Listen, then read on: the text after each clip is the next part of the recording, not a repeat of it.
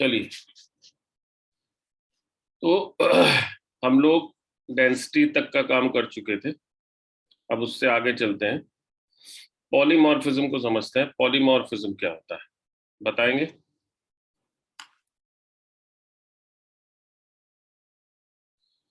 Polymorphism किसे कहते हैं? पॉली मीन्स, ये जो पॉली वर्ड है it means many, morpha means forms. तो पॉलीमॉर्फिज्म क्या हो गया? Many forms.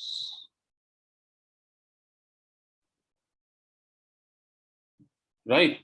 सॉलिड्स के अंदर क्या होता है, एक खास बात होती है। वो खास बात क्या होती है कि ये डिफरेंट टेम्परेचर पर या डिफरेंट कंडीशंस में कई बार डिफरेंट तरह के सॉलिड्स बन जाते हैं। यानी कंपाउंड सेम रहेगा लेकिन कंपाउंड का स्ट्रक्चर चेंज हो जाएगा। ठीक है, जैसे ये एग्जांपल दिया हुआ है जिंक ब्लेंड का। नॉर्मल रूम टेम्परेचर पर जिंक ब्लेंड, अगर हम इसको 1024 डिग्री सेंटीग्रेड पे ले जाते हैं तो ये वुडजाइट में कन्वर्ट हो जाता है दोनों जिंक सल्फाइड। राइट, बट जो कोऑर्डिनेशन नंबर्स हैं वो डिफर कर जाते हैं।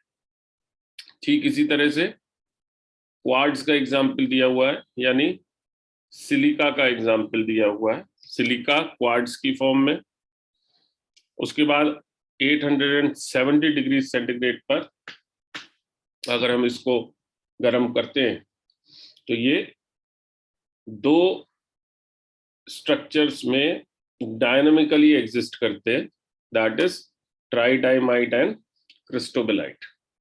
स्ट्रक्चर की अगर हम बात करें सिर्फ वो डिफरेंट है, फॉर्मूला सेम है। राइट, तो कंपाउंड का स्ट्रक्चर अलग अलग टेम्परेचर पर सॉलिड स्टेट में अलग अलग, कोऑर्डिनेशन नंबर चेंज हो सकता है। राइट, जो स्ट्रक्चर की विजिबिलिटी है वो चेंज हो सकती है, यूनिट सेल चेंज हो सकती है। ठीक है, तो ये जो फिनोमेना है it is known as polymorphism. और यही फिनोमेना जब एलिमेंटल स्टेट में दिखाई देता है तो हम इसको कहते हैं एलोट्रोपी। अब ध्यान रखना है, अगर कंपाउंड में दिखाई दे रहा है तो हमने कहा पॉलीमॉर्फिज्म, और अगर एलिमेंट में दिखाई दे रहा है तो हम कह रहे हैं एलोट्रोपी। ठीक है, एलोट्रोपी के अगर हम बेस्ट एग्जांपल्स देखते हैं तो कार्बन में हमें दिखाई देते हैं। आपने बहुत शुरुआत से पढ़ा होगा, डायमंड आपको दिखाई देता है, वहीं आपको डायमंड के अलावा फुलरीन्स दिखाई देते हैं। नाम सुना है फुलरीन्स का? Yes sir. क्या होते हैं? सर बकमिनस्टर फुलरीन एक carbon structure, football like structure होता है। क्या होता है? Good, very good. Football like structure तो होता है, कार्बन का एलोट्रोप है। फुलरीन्स में 60 से लेकर के 150 तक कार्बन एटम्स होते हैं, और इनका जो स्ट्रक्चर होता है वो होता ग्रेफाइट जैसा ही। ग्रेफाइट का स्ट्रक्चर कैसा पड़ा है? शीट। ग्रेफाइट का जो स्ट्रक्चर होता है वो शीट स्ट्रक्चर होता है। उसके अंदर क्या होता है कि कार्बन एटम्स आपस में इस तरह से कनेक्टेड होते हैं।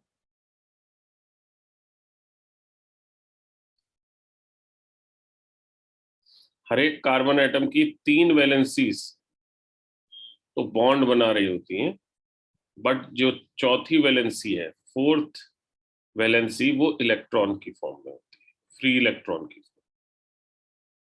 राइट, और इस फ्री इलेक्ट्रॉन के थ्रू ये कंडक्शन कर सकता है, यानी इसकी कंडक्टिविटी हाई होती है। जो स्ट्रक्चर है, ये जो स्ट्रक्चर आपको दिखाई दे रहा है, ये लेयर्स की फॉर्म में होता है। और इन लेयर्स के बीच में जो अट्रैक्शन है वो इलेक्ट्रॉन्स की वजह से होता है, ग्रेफाइट का स्ट्रक्चर। अब यही शीट जब उठ करके एक बॉल जैसा स्ट्रक्चर बना लेती है तो आप उसको फुलरीन मान देते हैं। यानी स्ट्रक्चर मोर और लेस सेम है अगर हम बेसिक स्ट्रक्चर बोलें, यानी फुलरीन्स में भी आपको वहां फ्री इलेक्ट्रॉन्स मिलेंगे, शीट लाइक स्ट्रक्चर मिलेगा। ठीक, डिफरेंस क्या होगा, वो शीट जो होगी that will be in the form of a ball, वो बॉल की फॉर्म में फ्री इलेक्ट्रॉन्स वहां भी मिलेंगे, जो कंडक्टिविटी है वो उसकी भी बहुत ज्यादा होगी, जबकि डायमंड की कंडक्टिविटी 0 होती है। ठीक है, डायमंड में इस तरह का फोर्थ इलेक्ट्रॉन नहीं होता। जो डायमंड का स्ट्रक्चर है वो अगर हम बोले तो टेट्राहेड्रल स्ट्रक्चर है प्रॉपर। ठीक, तो डिफरेंट डिफरेंट टेम्परेचर्स पर कार्बन डिफरेंट डिफरेंट स्ट्रक्चर लेता है। अब ये क्योंकि एलिमेंटल फॉर्म है तो हम इसको एलोट्रोपी के नाम से जानते हैं, राइट। अब हम इससे आगे जब चलते हैं तो हमारी समझ में आना चाहिए कि ये जो एलोट्रोपी है ये 3 तरह की होती है। एलोट्रोपी 3 तरह की है, एनेंशियोट्रोपी, मोनोट्रोपी और डायनामिक एलोट्रोपी। ठीक है, एनेंशियोट्रोपी में क्या होगा, कोई एक फॉर्म होगी जो स्पेसिफिक टेम्परेचर और प्रेशर पर दूसरी फॉर्म में कन्वर्ट हो सकती होगी, और फिर अकॉर्डिंगली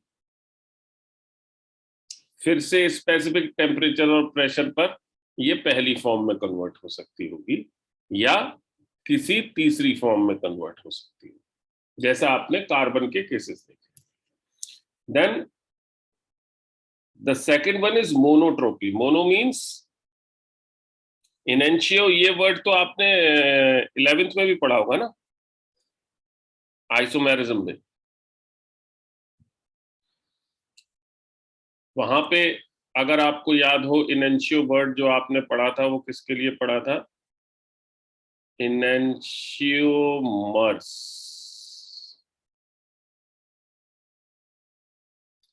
और इनेंशियोमर्स जो होते हैं ये non super impossible mirror images of each other.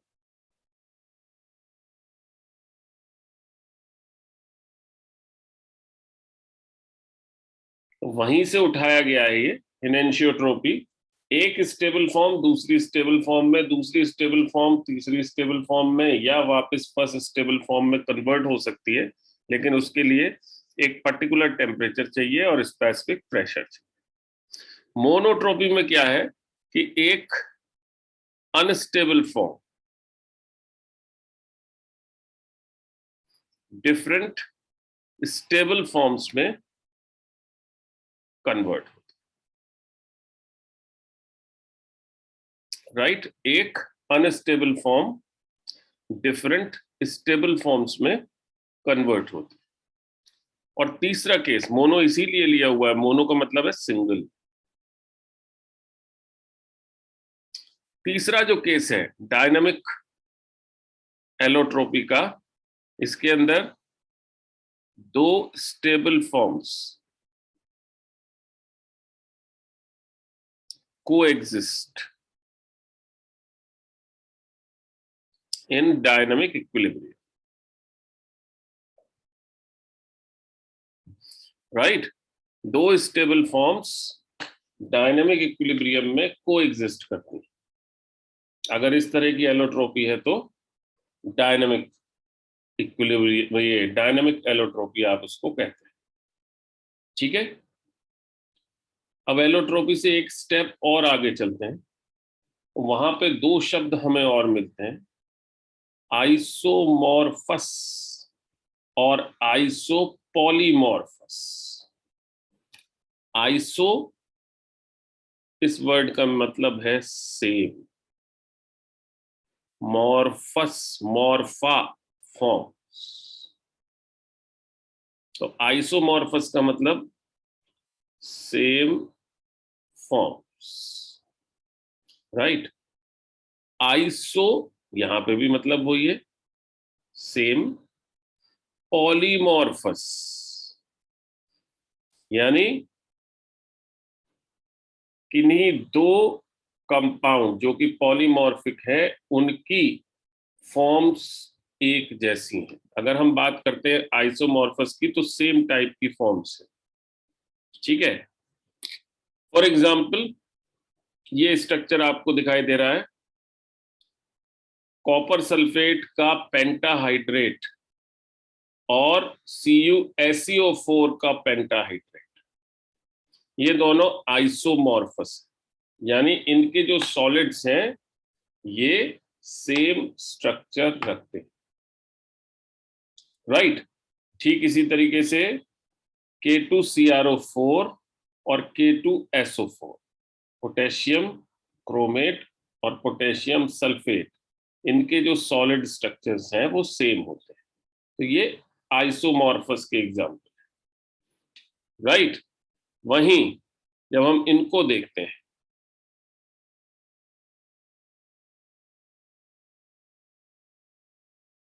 तो ये भी दोनों की दोनों आपको अगर दिखाई दे रहा हो एलम्स है, ठीक। एक में एल्यूमिनियम यूज हुआ है, दूसरे में क्रोमियम यूज हुआ है। ये दोनों भी आइसोमॉर्फस। आइसोपॉलीमॉर्फस के अंदर जो कंडीशन होगी वो क्या होगी कि एक पॉलीमॉर्फिक सॉलिड की कोई फॉर्म दूसरे पॉलीमॉर्फिक सॉलिड की किसी फॉर्म के साथ सेम स्ट्रक्चर रखती होगी, तो उसको हम कहेंगे आइसोपॉलीमॉर्फस, राइट। क्लियर है? Yes sir. अब हम चलते हैं सबसे इंपॉर्टेंट एस्पेक्ट इस पर्टिकुलर चैप्टर की, and that is imperfections in solids. यानी सॉलिड्स में ऐसा नहीं होता कि हमेशा जब हम बना रहे हो या हम पढ़ रहे हो या हम देख रहे हो तो सॉलिड्स एकदम परफेक्ट बने। सॉलिड्स के अंदर कई बार कमियां रह जाती, तो उन कमियों को हम 3 कैटेगरीज में बताते हैं, और उन कमियों को हम क्या कहते हैं? इम्परफेक्शंस या डिफेक्ट्स। सॉलिड्स में क्या क्या डिफेक्ट्स होते हैं या किस तरह के इम्परफेक्शंस होते हैं, राइट। अब इसमें 3 कैटेगरीज हैं जो हमें समझ में आनी चाहिए। The very first category is stoichiometric defects. मेरे ख्याल से ये जो शब्द है स्टोशियोमेट्री, इसका मीनिंग किसी भी केमिस्ट्री पढ़ने वाले को पता होना चाहिए। इसका मीनिंग है स्टोक्योन। ये लैटिन वर्ड है जिसका मतलब है एलिमेंट, और मिट्री means analysis. Stoichiometry means elemental analysis,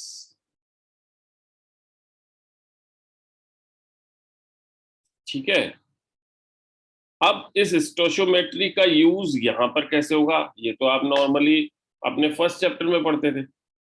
इसका यूज यहां पे कैसे होगा? इसका यूज यहां पे क्या होगा कि इस तरह का डिफेक्ट जहां कैटायन टू एनायन जो क्वांटिटी है या जो रेशो है वो सेम रहता है, stoichiometry of the solid is maintained, तो हमने कहा स्टोशियोमेट्रिक डिफेक्ट। इसका मतलब क्या हो गया?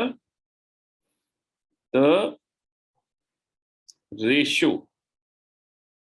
Of cation and anion is same, defect आ भी जाता है फिर भी वो रेशो को बिगाड़ नहीं पाता। इस तरह की कंडीशन स्टोशियोमेट्रिक डिफेक्ट में आती है। ठीक है, दैट मीन्स जो यहां सिचुएशन होगी वो क्या होगी कि डेंसिटी जैसी चीज प्लस माइनस हो सकती है, लेकिन जो कैटायनिक एनायनिक रेशियो है वो सेम रहेगा। Right.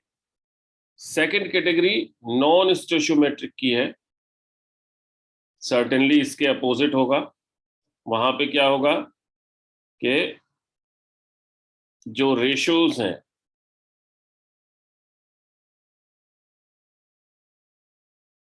Will not be same. जो रेशियोज हैं वो सेम नहीं होंगे, या तो कैटायन यानी मेटल ज्यादा होगी या फिर एनायन ज्यादा होगा। राइट, कुछ इस तरह की सिचुएशन होगी। और तीसरा इम्प्योरिटी डिफेक्ट्स हैं, जहां कोई दूसरी मेटल या कोई दूसरा नॉन मेटल आकर के जो सॉलिड है उसमें पार्टिकल्स की जगह ले लेते हैं। अब वन बाय वन इनको देखते हैं।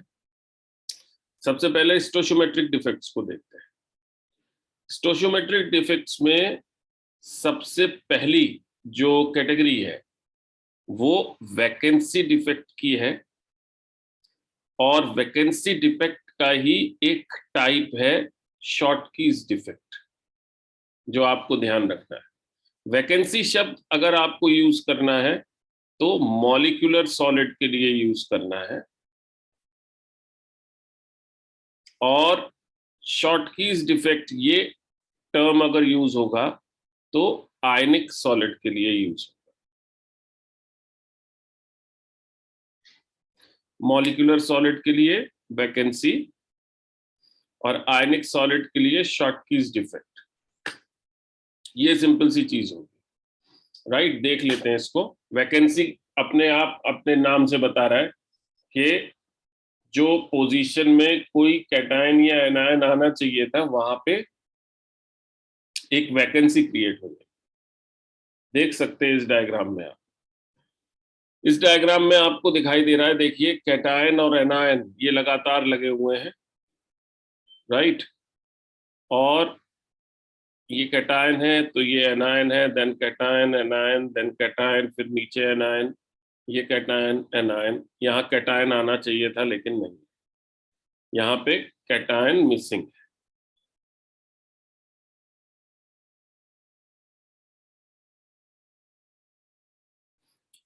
अकॉर्डिंगली अगर एक कैटायन मिसिंग है तो उसके अगेंस्ट अगर आप देखेंगे तो ये कैटायन है ये कैटायन है, तो इनके बीच में एक एनायन आना चाहिए था, वो मिसिंग।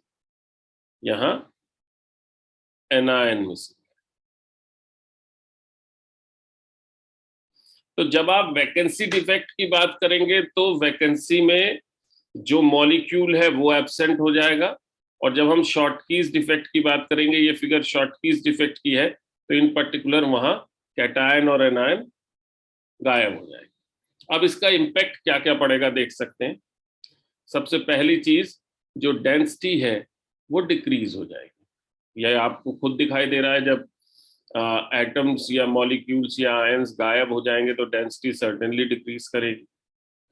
दूसरा, ये किन में देखने को मिलता है? ये उन पर्टिकुलर सॉलिड्स में देखने को मिलता है जहां पर difference in between the cations and anions is small. जहां कैटायंस और एनायंस के बीच में जो डिफरेंस है वो स्मॉल डिफरेंस होता है। For example NaCl, for example KCl, इस तरह के जो सॉलिड्स हैं उनमें ये डिफेक्ट देखने को मिलते हैं। राइट, इन पर्टिकुलर अगर हम बात करें तो इनमें जो कोऑर्डिनेशन नंबर, यानी वो सॉलिड्स जिनके कोऑर्डिनेशन नंबर हाई है, तो आपको अगर याद हो पिछली क्लासेस का, तो पिछली क्लासेस में हमने बात किया था सीजियम क्लोराइड स्ट्रक्चर, जहां 8:8 का कोऑर्डिनेशन था। सीजियम ब्रोमाइड था, 8:8 का कोऑर्डिनेशन था। वहीं NaCl था, 6:6 का कोऑर्डिनेशन था। तो ये जो सॉलिड्स हैं इन पर्टिकुलर, ये इस तरह के डिफेक्ट दिखाते हैं। राइट, अब इसी की दूसरी कैटेगरी पे चलते हैं। and that is interstitial या Frankel defects, right? Interstitial या Frankel defects. Interstitial इस वर्ड का मीनिंग क्या होता है? What is the meaning of this particular word, interstitial? इसका मीनिंग होता है in between. Mishra ji late, ठीक है? तो इंटरस्टिशियल वर्ड का मीनिंग है इन बिटवीन, राइट? तो यहां पे क्या सिचुएशन होगी?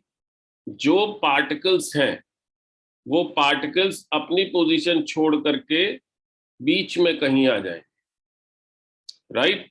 और वही सिचुएशन है जैसा पहले वाले केस में मैंने बताया था। ये जो इंटरस्टिशियल वर्ड है वो यूज होगा मॉलिक्यूलर सॉलिड्स के लिए। अगर हम मॉलिक्यूलर सॉलिड्स की बात करेंगे तो इंटरस्टिशियल वर्ड यूज होगा, और अगर हम आयनिक सॉलिड्स की बात करेंगे तो फ्रैंकल शब्द यूज होगा। It is for ionic solids, right? इसकी सिचुएशन देख करके समझ सकते हैं।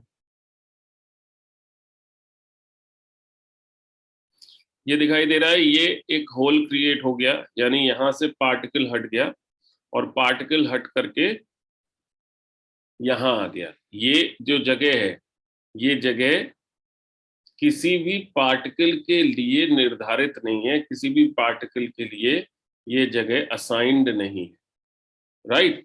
ये जो जगह है इसको हम कहते हैं इंटरस्टिशियल साइट,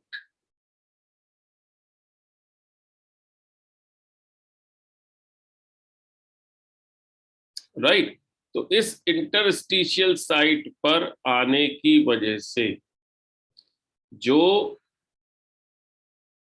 डिफेक्ट है वो हमें दिखाई दे रहा है, पार्टिकल अपनी प्लेस छोड़ चुका है, यहां आ चुका है। अब इसका इम्पैक्ट क्या आएगा? अगर आप इस हिस्से में देखेंगे तो आपको दिखाई देगा कि डेंसिटी डिक्रीज कर गई है, और अगर इस हिस्से में देखेंगे तो आपको नजर आएगा कि डेंसिटी इंक्रीज कर गई है।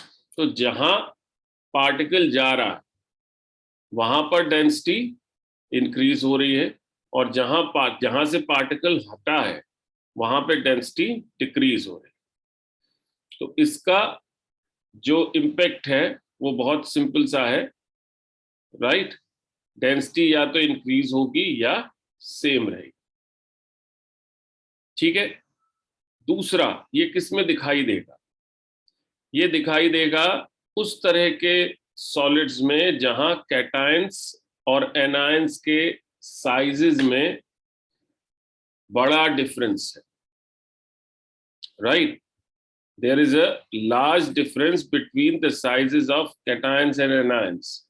For example, AgBr, right? Silver bromide. इस तरह के कंपाउंड्स में ये दिखाई देगा, और इनका जो कोऑर्डिनेशन नंबर है दैट विल बी लो। अब यहीं पर ये बात आप ध्यान कर लेंगे, मैंने AgBr पर्पसली लिखा है। AgBr इज द कंपाउंड जिस पे सवाल आएगा। AgBr is the compound which shows both type of defects, which can show, better to say, AgBr short keys defect भी दिखाएगा और फ्रैंकल्स डिफेक्ट भी दिखाएगा। और ये क्वेश्चन बहुत पूछा जाता है कि इनमें से कौन सा कंपाउंड है जो दोनों तरह के डिफेक्ट दिखाता हो, स्टोशियोमेट्रिक डिफेक्ट्स की कैटेगरी। तो AgBr में जहां एक तरफ हम देखते हैं साइजेस का डिफरेंस बहुत ज्यादा है, वहीं दूसरी तरफ आयनिक करेक्टर ज्यादा होने की वजह से ये शॉर्ट कीज डिफेक्ट भी दिखाता है और फ्रैंकल्स डिफेक्ट भी दिखाता है, ठीक है? यहां तक बात क्लियर है? ये दोनों डिफेक्ट्स स्टोशियोमेट्रिक डिफेक्ट्स की कैटेगरी में आते हैं। यानी यहां आपको दिखाई दे रहा है कि कैटायन या एनायन, अगर कैटायन हटा है तो वो इंटरस्टिशियल साइट में चला गया है, या पिछले वाले केस में देखा था जितने कैटायन हट रहे थे उतने ही एनायन हट रहे थे, राइट। तो अकॉर्डिंगली यहाँ पे आपको डिफरेंस दिखाई दे रहा है। अब इसी चीज को अब हम आगे ले जाते हैं, and that is non stoichiometric defects, यानी ऐसे डिफेक्ट्स जहां या तो मेटल ज्यादा होगी या नॉन मेटल ज्यादा होगी। दैट मीन्स जो metal to non metal ratio है, कैटायन एनायन रेशो है, वो उस तरह का नहीं मिलेगा, यानी 1:1 नहीं मिलेगा जैसा कि नॉर्मली एक्सपेक्टेड है। इसमें फर्स्ट कैटेगरी आती है वो केसेस जिनमें मेटल एक्सिस है, यानी मेटल, अब ये मेटल किसे कहते हैं ये तो पता है क्यों साहब? What is a metal? कौन बताएगा? What is a metal? कोई नहीं बताएगा। सर उसको लाइक कैसे फ्रेज करना है, यानी कैसे फ्रेज करें, उसको कैसे फ्रेज करें वो नहीं पता। क्यों? लाइक क्या आप सोच करके देखिए कि मेटल, जब आप दिमाग में सोचते हैं तो मेटल जब सोचते हैं तो क्या आता है दिमाग में? लोहा। Sir physical properties. हाँ, फिजिकल प्रॉपर्टीज। अब मैं आपको एक हल्का सा हिंट दे रहा हूँ, केमिस्ट्री में मेटल को कैसे बोले, ठीक है? सर हार्ड होता है, लश्रस, मैलिएबल, डक्टाइल। ठीक है जी। कैल्शियम कहाँ से हार्ड है? कैल्शियम कहाँ से लश्चरस है? सर वो तो उसका एक्सेप्शन होता है। एक्सेप्शन नहीं है, क्योंकि मेटल सिर्फ हार्डनेस, लश्चरस होने से नहीं पहचाने जाते केमिस्ट्री में, वो तो छोटे बच्चों को बात बताई जाती है। मेटल वो एलिमेंट है जो इलेक्ट्रॉन छोड़ने की टेंडेंसी रखता है, ठीक है? Metals, these are the elements with tendency to lose electron. That means जब वो मेटल एक्सिस कह रहा है तो इसका सीधा सा मतलब है वो क्या कह रहा है? कैटायन ज्यादा है, कैटायन एक्सिस में है। अगर वो मेटल वर्ड कहीं भी यूज कर रहा है इस पूरे चैप्टर में सॉलिड स्टेट में, तो वो एक्चुअल में कैटायन की बात कर रहा है, और नॉन मेटल वर्ड अगर यूज कर रहा है तो वो एक्चुअल में एनायन की बात कर रहा है। ये आपको ध्यान रखना है, राइट? ये मेटल की डेफिनेशन है। ये डेफिनेशन किसी भी एक्सेप्शन के बिना हर मेटल पर इंप्लीमेंट हो सकती है। There is no exception. Calcium exception नहीं है। Calcium also has the tendency to lose electrons. Sodium exception नहीं है। मैं मेटल की अगर आप डिफरेंशिएशन देखें तो एक तरफ सोडियम कैल्शियम जैसे मेटल्स हैं जिनको आप चाकू से काट सकते हैं, दूसरी तरफ लोहा है, निकल है, स्टील है, आप उनको चाकू से नहीं काट सकते। तो ये जो दोनों मेटल्स हैं, इन पे अगर हम मेटल इन्हें बोलते हैं तो सिर्फ इसलिए बोलते हैं कि इन दोनों में ही इलेक्ट्रोपॉजिटिव कैरेक्टर है या मेटेलिक कैरेक्टर है या इलेक्ट्रॉन छोड़ने की टेंडेंसी है, ठीक है?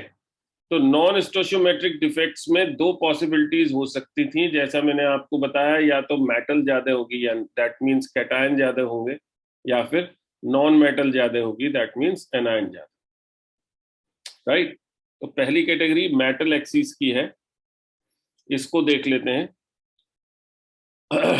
ये जो आपको फिगर दिखाई दे रही है, ये दिखाई दे रही है व्हेनेवर सोडियम वेपर की प्रेजेंस में आप NaCl को हीट करेंगे तो इस तरह की सिचुएशन आ जाती है। सोडियम वेपर यानी मेटल एक्सिस, राइट? इसकी प्रेजेंस में अगर आप NaCl को हीट करेंगे तो ऐसी सिचुएशन आएगी। होगा क्या कि जो क्लोराइड आयंस हैं, ये क्लोराइड आयंस सोडियम को छोड़ करके सरफेस पे चले जाएंगे, और वहां जाकर जो आने वाले नए सोडियम आयंस हैं, सोडियम एटम्स हैं रादर, उनको आयन में कन्वर्ट करके उनका इलेक्ट्रॉन अंदर भेजेंगे। उनका ये इलेक्ट्रॉन जो क्लोराइड आयन की आपको वैकेंसी दिखाई दे रही थी उसमें जाके फिट हो जाए और आपके लिए सबसे इंपॉर्टेंट सवाल बनाए। वो सबसे इंपॉर्टेंट सवाल इस चैप्टर का है, एफ सेंटर क्या होते हैं। एफ सेंटर वो होल्स होते हैं जहां इलेक्ट्रॉन्स ट्रैप्ड रहते हैं। राइट, क्लियर है? ये F centres are the holes where electrons are trapped. ठीक है, अब इलेक्ट्रॉन ट्रैप होने का क्या इंप्लीकेशन होगा? What will be the implication electron trap होने का? वो इंप्लीकेशन क्या होगा साहब? ध्यान रखना है कि जब कभी भी इलेक्ट्रॉन कहीं भी सिंगल होगा, दैट विल इम्पार्ट कलर। वो कैरेक्टरिस्टिक कलर इम्पार्ट करेगा टू द सॉलिड। अब आप ये बात बिल्कुल अपने दिमाग में बैठा ले, पूरी केमिस्ट्री के अंदर जो कलर से रिलेटेड थियरीज हैं वो अनपेयर्ड इलेक्ट्रॉन्स की वजह से हैं। मतलब उनका हर एक किसी का जो एक्सप्लेनेशन है वो अनपेयर्ड इलेक्ट्रॉन्स की वजह से है। चाहे वो सॉलिड में हो, चाहे वो लिक्विड में हो, चाहे वो एलिमेंटल स्टेट में हो। कोई एलिमेंट भी अगर कलर्ड है तो उसके अंदर उसके इलेक्ट्रॉनिक कॉन्फ़िगरेशन में आप जब जाके देखेंगे तो वहां पे आपको अनपेयर्ड इलेक्ट्रॉन्स मिले। उस अनपेयर्ड इलेक्ट्रॉन्स के बेसिस पर आप एक्सप्लेन करेंगे एलिमेंट या उसके कलर। तो मैं एक बार रिपीट कर देता हूं, जब NaCl के सॉलिड को सोडियम वेपर्स में हीट किया जाता है तो इसके जो क्लोराइड आयंस है ये अपनी जगह छोड़ के सरफेस पे आ जाते हैं और सरफेस पर जो सोडियम एटम्स प्रेजेंट होते हैं उनको आयनाइज कर देते हैं। वहां से जो इलेक्ट्रॉन निकलेगा ये इलेक्ट्रॉन रियल सेंस में जो होल है उस होल में चला जाएगा और होल में जाने के बाद जो सिचुएशन आएगी, होल में ट्रैप होने के बाद जो सिचुएशन आएगी, उस सिचुएशन को whenever an electron is trapped inside the hole, उस सिचुएशन को F सेंटर कहते हैं। Right, F signifies for far, means color. Sir far FAR वाला है? FARBE, far.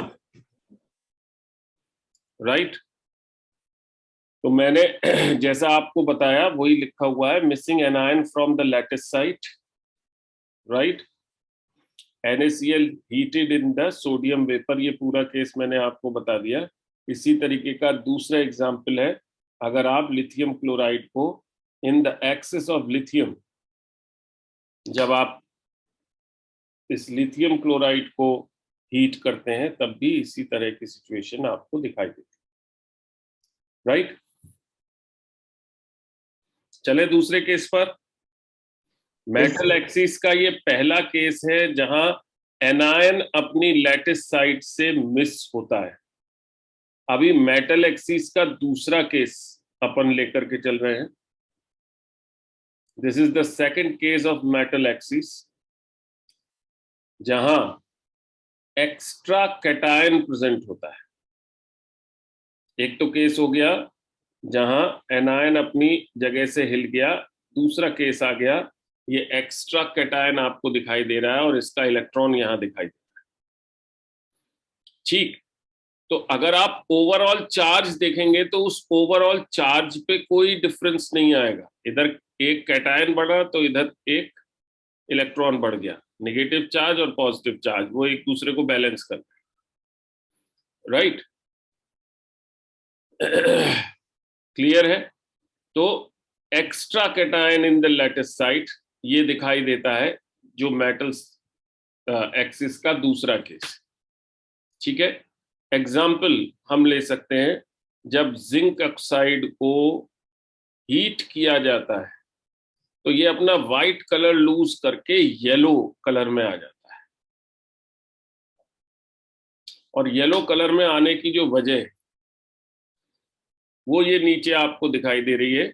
जिंक ऑक्साइड को जब आप हीट कर रहे हैं तो ऑक्सीजन निकल जाती है, वहां पर ऑक्सीजन निकल जाएगी तो जिंक आयन अकेला रह जाएगा, इसके इलेक्ट्रॉन ये रहे, तो ये अकॉर्डिंगली वहां पर आपको दिखाई देंगे। मींस एक तो चीज है कि आपने मेटल ज्यादा डाल दी तब ऐसी सिचुएशन आई, दूसरा है कि नॉन मेटल छोड़ के चली गई तब ऐसी सिचुएशन।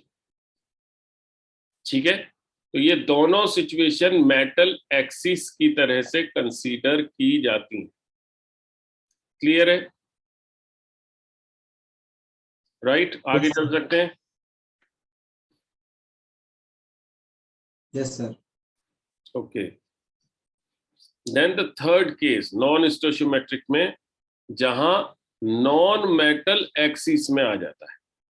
उधर तो मेटल एक्सिस में आ रहा था, यहाँ नॉन मेटल एक्सिस में आएगा, तो इसको हम मेटल डेफिशिएंसी कह देते हैं या नॉन मेटल एक्सिस कर देते हैं। यानी जो कैटायन है वो ज्यादा ना होकर के एनायन ज्यादा है, राइट। एनायन जो है ये ज्यादा वाली सिचुएशन है, राइट। इसका एग्जाम्पल देख लेते हैं। ये सिचुएशन आपको दिखाई दे रही है, मेटल डेफिशिएंसी हमने वर्ड बोला। ये जो आपको लैटिस साइट दिखाई दे रही है इसमें कोई पार्टिकल नहीं, बाकी सारे आपको जो पार्टिकल्स दिखाई दे रहे हैं वो क्या दिखाई दे रहे हैं, A+ दिखाई दे रहा है, B- दिखाई दे रहा है, बट यहां पर क्या दिखाई दे रहा है, A2+, राइट। अब जरा सा कनेक्ट करने की कोशिश कीजिए, एक A+ और एक A2+, यानी जो मेटल है यहां पर वो कैसा है, मेटल वेरिएबल वैलेंसी दिखाता है। कैसा मेटल है, वेरिएबल वैलेंसी दिखाता है। और ऐसे मेटल्स जो वेरिएबल वैलेंसी दिखाते हैं वो कौन से होते हैं, metals which show variable valency.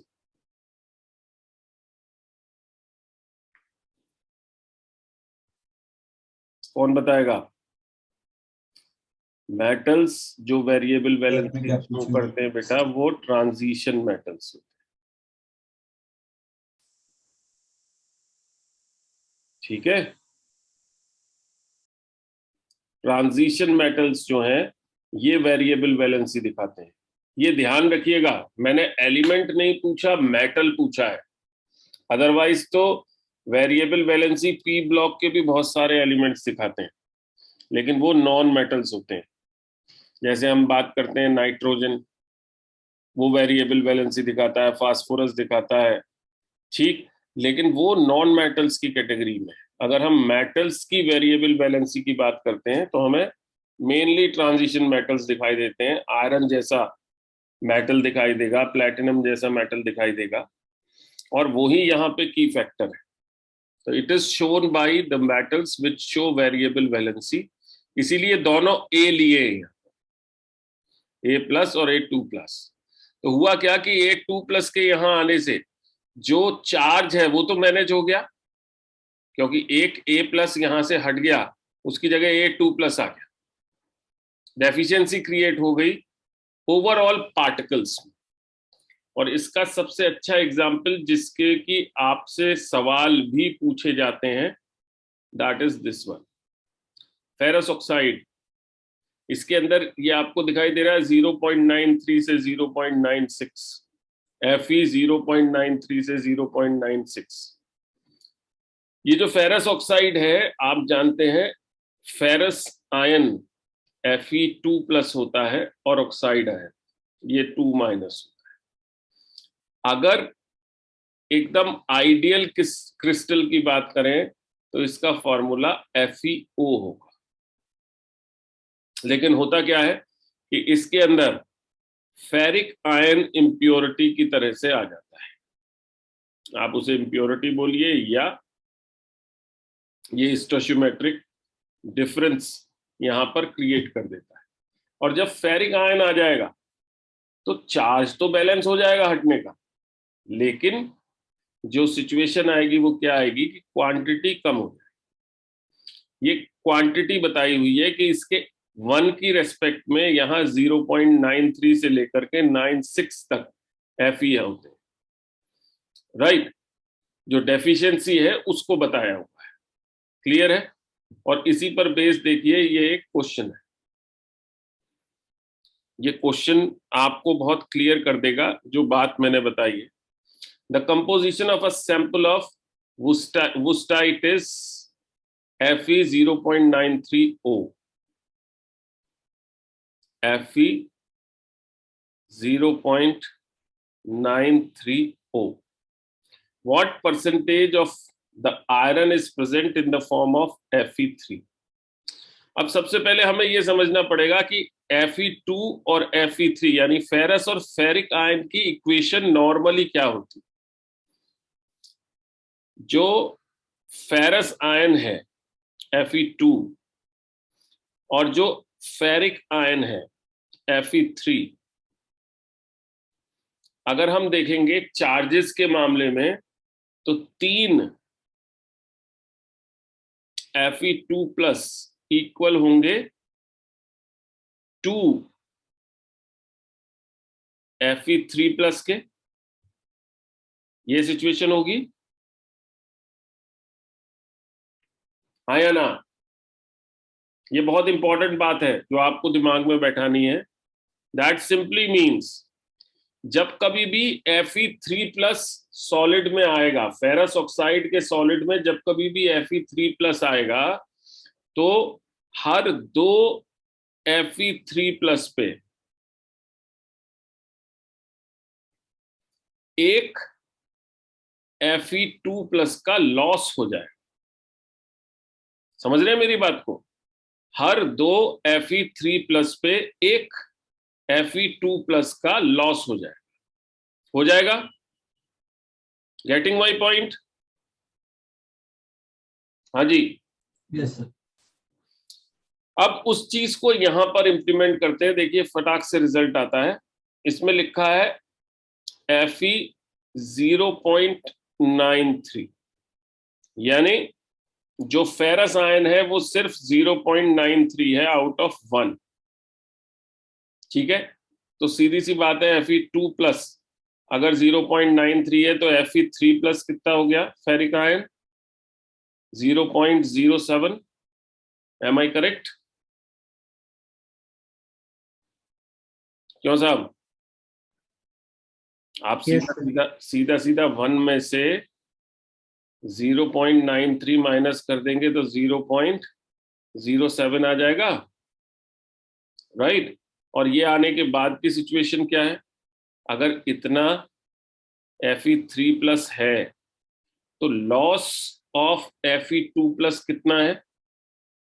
Into 2 कर देंगे हम, लॉस निकल आएगा, यानी 0.14। ये एक्चुअल में Fe3 प्लस है। ठीक है, हम देखें तो 7 चार्जेस का डिफरेंस वहां दिखाई दे रहा है और एक चार्ज का डिफरेंस होता था हर एक 2 Fe3 प्लस की वजह से, यानी 2 फेरिक आयंस की वजह से एक चार्ज जो है वो उसका लॉस होता था। तो 0.7 चार्जेस का अगर लॉस होना है तो कितने Fe3 प्लस चाहिए होंगे? इंटू 2 कर देंगे, वो निकल आएंगे। हाँ या ना? समझ में आ रही है मेरी बात? नहीं आ रही? तो थोड़ा सा वापस से वाला पॉइंट बताओ। मैं देखो वापस से समझो, मैं ये कह रहा हूं कि जब हमने इस इक्वेशन को देखा 3 into ferrous ion equals to 2 into ferric ion, ये देखा, ये चार्जेस इक्वल हैं, लेकिन जब हम क्वांटिटी को देखते हैं तो यहाँ 3 एटम्स हैं, यहाँ 2 एटम्स हैं। तो जब हम चार्ज इक्वलाइज करते हैं तो हमेशा एक एटम का लॉस होता है। ठीक, अगर Fe2+ होते तब तो 3 होते, और Fe3+ है तो 2 है। एक एटम का लॉस हो गया ना, यानी एक होल क्रिएट हो गया। पिछले वाला डायग्राम याद करो, हर एक 2 Fe3+ अगर यूज होंगे तो एक चार्ज का लॉस होगा, या एक Fe2+ का लॉस हो जाए। ठीक है, क्लियर हो रही है ये बात? Yes sir. ठीक है, अब इसी चीज को अगर 0.07 Fe2+ का लॉस है, क्योंकि जो Fe2+ प्रेजेंट है वो तो सिर्फ 0.93 है ना,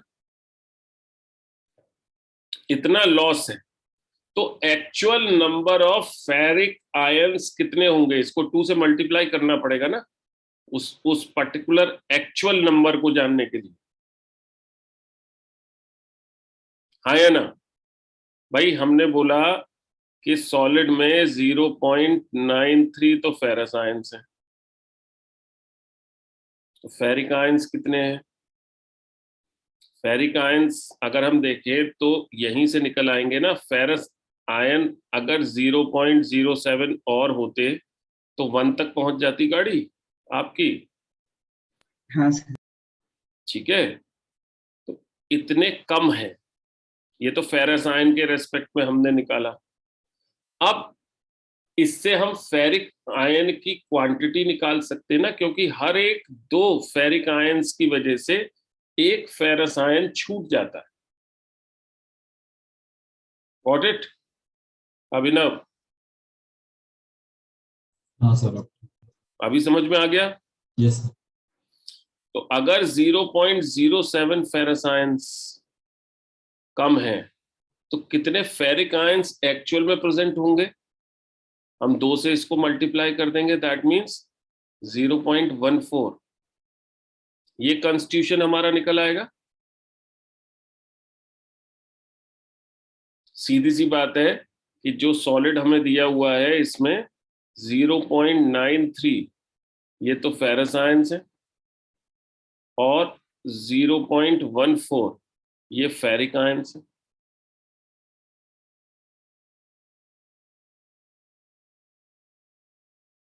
राइट? ये इक्वेशन निकल आएगी नहीं निकल आएगी? हाँ सर। Yes sir. निकल आई। अब ये इक्वेशन अगर निकल आई तो आपको सिर्फ क्या करना है? परसेंटेज ही तो निकालनी है। और अगर आप देखोगे तो परसेंटेज में मतलब जो आंसर है वो एकदम ओबियस है। अगर आप क्वेश्चन को देख रहे हो ध्यान से तो आंसर एकदम ओबियस है।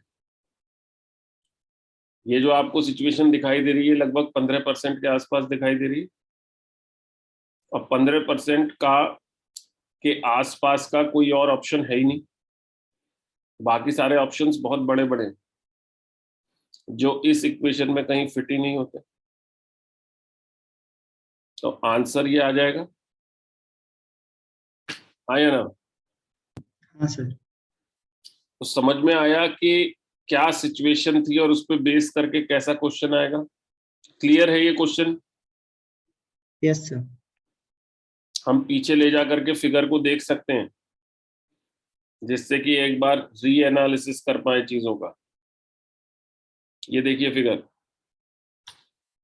यहां A+ अगर आता तो यहाँ पे भी A+ ही रखना था, लेकिन हमने यहां से A+ हटाया और उसकी जगह इधर यहां से A+ हटाया और यहाँ A2+ लगा दिया, तो चार्जेस बराबर हो गए। राइट? इसी इसी बात को हम Fe और जो फेरस और फेरिक आयन है उसके केस में इंप्लीमेंट कर लेते हैं। सपोज यहाँ पे ये जो सारे A1 है, A+, ये Fe2+ है, और A2+ जो है ये फेरिक आयन है। तो जो बात मैं कहना चाह रहा था वो ये था कि जब हम देखेंगे तो 3 होल्स हमें क्रिएट करने पड़ेंगे A+ के। A+ के 3 होल्स हमें क्रिएट करने पड़ेंगे, तब हम क्या लगा सकते हैं, 2 Fe3+ लगा सकते हैं। एक हमने यहां लगा दिया और सपोज करिए एक हमने यहां लगा दिया, तो ये जगह खाली रह गई ना। इस खाली जगह की बात हो रही, ठीक है। यहां पे भी आयन है, यहां पे भी आयन है, राइट। आपके जो चार्जेस हैं वो बैलेंस हो रहे हैं अकॉर्डिंगली, ठीक है। यहाँ का A+ नहीं हटाएंगे हम, मैंने 4 हटा दिए। अब देख लीजिए 3 हटे हुए हैं। Got it? जल्दी जल्दी बोलो तो आगे चले। Yes, sir. चले आगे। मिश्रा जी,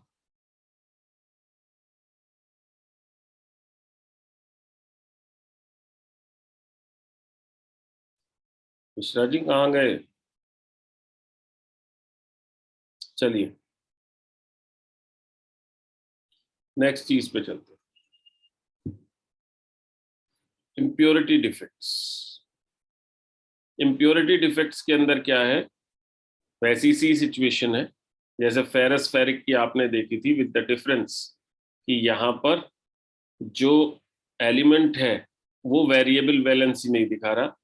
जैसे मैंने यहाँ पे लिखा है NaCl में SrCl2 इम्प्योरिटी की तरह से मिल जाए, तो सिचुएशन क्या है कि Cl यानी क्लोराइड आयन तो सेम, लेकिन जो कैटायंस हैं ये कैटायंस 2 हैं, ठीक है। ये 2 कैटायंस हैं, इस पर यूनी पॉजिटिव चार्ज है, इस पर बाई पॉजिटिव चार्ज है, तो सिचुएशन वैसी ही रहेगी, लेकिन ये एज एन इम्प्योरिटी आ गया, ठीक है। ठीक इसी तरीके से ये दूसरा केस, यहां भी आपको एनायन सेम दिखाई दे रहे हैं। सिल्वर जो कि यूनी पॉजिटिव है, इसकी जगह कैडमियम जो बाई पॉजिटिव है वो एज एन इम्प्योरिटी आ गया, तो होगा वही, एक कैडमियम अगर लगेगा तो 2 सिल्वर गायब हो जाएंगे, राइट, जिससे कि चार्ज कंपनसेट हो। तो इस तरह की जो डिफेक्ट्स हैं वो इम्प्योरिटी डिफेक्ट्स की कैटेगरी में आते हैं, right. Clear? Yes, sir. Good.